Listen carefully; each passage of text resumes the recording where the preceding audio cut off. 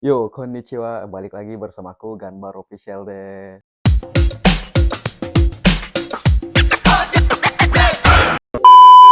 Jadi kali itu aku bakal bahas bidang apa aja, bidang pekerjaan apa aja yang ada di Pisato Kotigino, teman-teman. Jadi Pisato Kotigino itu visa yang diberikan kepada pekerja di Jepang yang dimana mereka yang memiliki kemampuan khusus atau keterampilan khusus dalam bidang tertentu. Dan sudah pasti untuk Pisato Kotigino ini ada sangat banyak bidang, teman-teman. Nah, tergantung bidang mana yang kita ambil dan tergantung di bidang mana keahlian kita, teman-teman. Di sini aku bakal spill satu persatu bidang Tokotegino agar teman-teman yang ingin bekerja ke Jepang tidak bingung ingin mengambil bidang yang mana karena mungkin teman-teman kebanyakan yang belum tahu kurang lebih pekerjaannya seperti apa, kalau di bidang ini bekerjanya seperti apa gitu. Jadi aku bakal jelaskan satu persatu dan gambaran pekerjaannya itu seperti apa untuk Pisato Kotegino. Yang pertama itu bidang pengolahan makanan. Pekerjaannya kita memproduksi makanan. Di sini kita sebagai produsen, kita memproduksi makanan mulai dari bahan pangan, bahan-bahan untuk kebutuhan masyarakat yang berhubungan dengan makanan. Ya baik itu snack seperti minuman dan juga bahan-bahan pokok kebutuhan masyarakat lainnya, teman-teman. Nah, garis besar pekerjaan itu kita bekerja di pabrik. Ya, teman-teman pasti udah nggak asing lah, pasti kurang lebih punya gambaran lah gimana bekerja di dalam pabrik, teman-teman. Untuk bidang yang kedua itu restoran. Oke, yang kedua itu bidang restoran. Nah, di restoran ini juga masih berhubungan dengan makanan. Nah, bedanya kita bekerja itu menyajikan.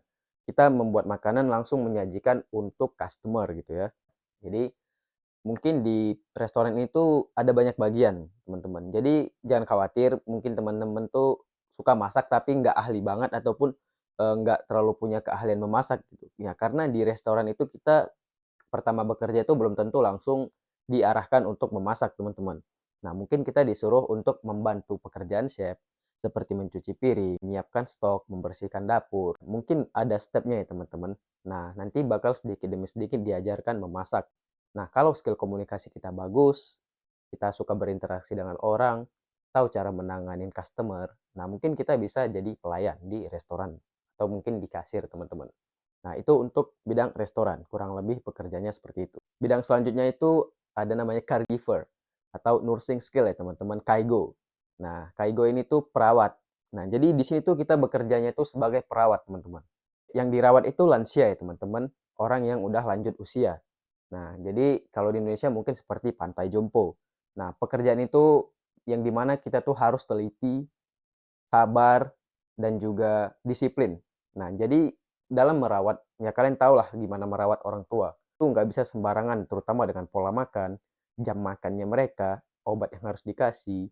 Jadi kita harus tahu cara menangani gitu ya. Apabila si lansia ini tuh namanya juga orang tua gitu, udah pasti berbagai macam karakternya kalau udah lansia gitu. Ada yang pikun, ada yang rewel gitu, ada yang mungkin pendengarannya udah menurun, udah susah untuk mendengar atau merespon apa yang dibicarakan ke dirinya gitu. Intinya tuh kita merawat gitu sebagai perawat. Itu untuk kaigo. Nah, itu untuk caregiver atau bahasa Jepangnya itu kaigo. Next, bidang berikutnya itu pertanian. Nah, kalau pertanian itu teman-teman udah nggak asing lah.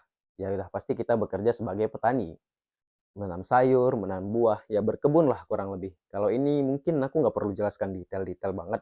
Teman-teman juga udah pasti tahu lah bagaimana pekerjaan sebagai petani. Ya mungkin bedanya dengan di Indonesia, metode yang dipakai mungkin beda gitu kan. Ya kan, ataupun obat atau pupuk yang diberikan, kualitasnya atau apa juga beda, teman-teman. Tapi ya pekerjaannya kurang lebih sama, berkebun kok. Itu untuk pertanian. Untuk bidang berikutnya itu perhotelan, teman-teman.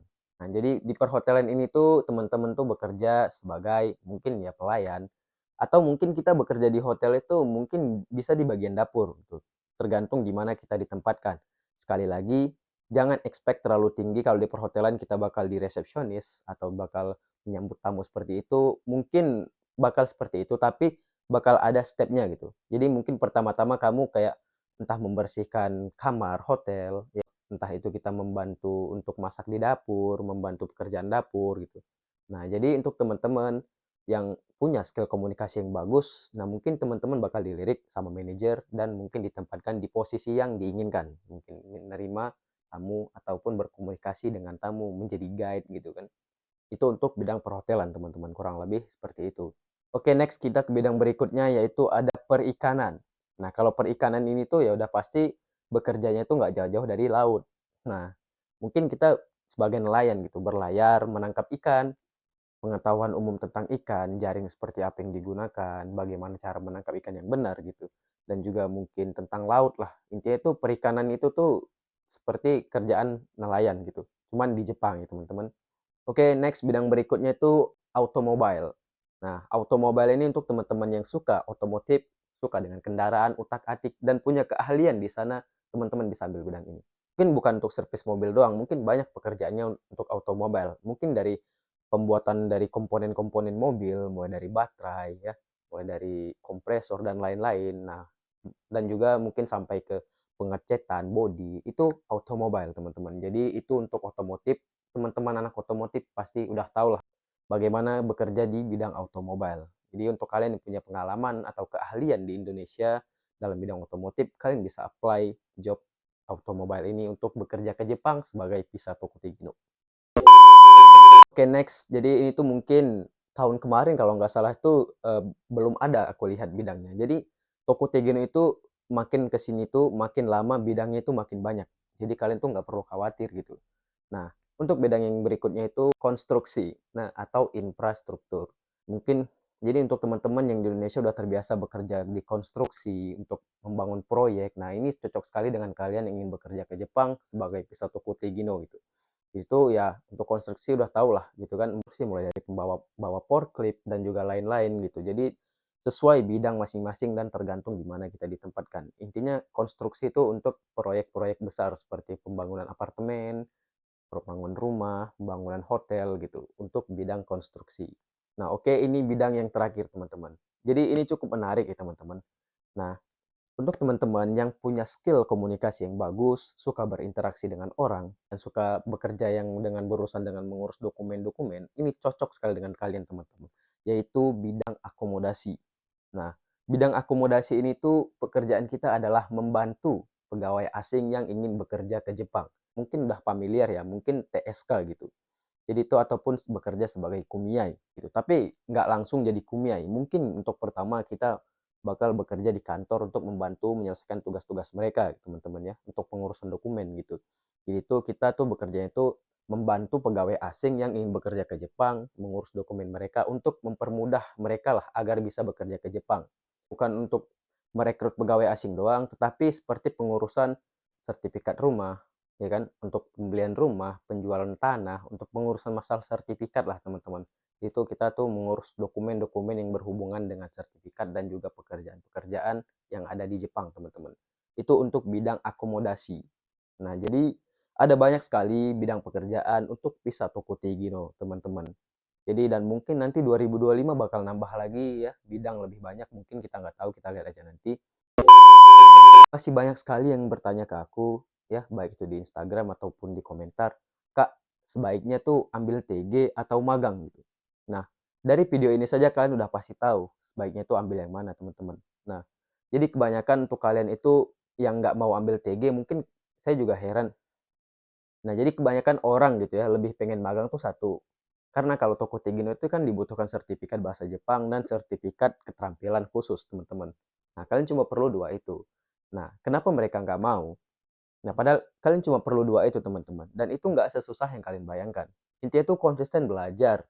Biar kalian apa? Biar kalian bisa bekerja ke Jepang sebagai Toko Tegino. Jadi aku ingatkan lagi, untuk kalian yang ingin bekerja ke Jepang, untuk sekarang ini sebaiknya ambil visa Toko Tegino, teman-teman. Banyak sekali bidang luas. Karena kenapa? Karena ketika kita bekerja di bidang yang nggak kita sukai, di bidang yang bukan keahlian kita, pekerjaan yang tidak berat pun bakal terasa berat dan membosankan, teman-teman. Ya kan, udah pasti. Tapi apabila kita bekerja di bidang yang kita sukai, di bidang yang kita inginkan, nah berat pun kita akan senang dengan pekerjaan itu, teman-teman. Makanya dibuatlah sistem Toko Tegino, yang dimana si pekerja bebas memilih bidang mana yang ingin mereka ambil gitu. Tapi kita harus ujian dulu, apakah si pekerja ini memenuhi kriteria ataupun tidak. Nah, jadi kalian tuh harus bekerja keras, harus belajar keras agar bisa memenuhi kriteria di bidang yang ingin kalian ambil, teman-teman. Karena apabila kalian bosan dengan satu bidang, nah kalian bisa ambil bidang yang lain, kalian bisa pindah ke perusahaan lain. Nah, itulah spesialnya Pisato Kutigino. Jadi, nggak usah terlalu banyak mikir, ambil magang Tokotegino, ambil Tokotegino, pilih bidang yang kalian inginkan, belajar, dapatin sertifikatnya, pasti bisa kok. Intinya skill itu sangat dipentingkan, baik skill komunikasi dan juga skill kerja kita di bidang yang kita sukai. Minasan nara dekiru to omoimasu. 最後まで見てくれてありがとうございました。次の動画でまた会いましょう。バイバイ。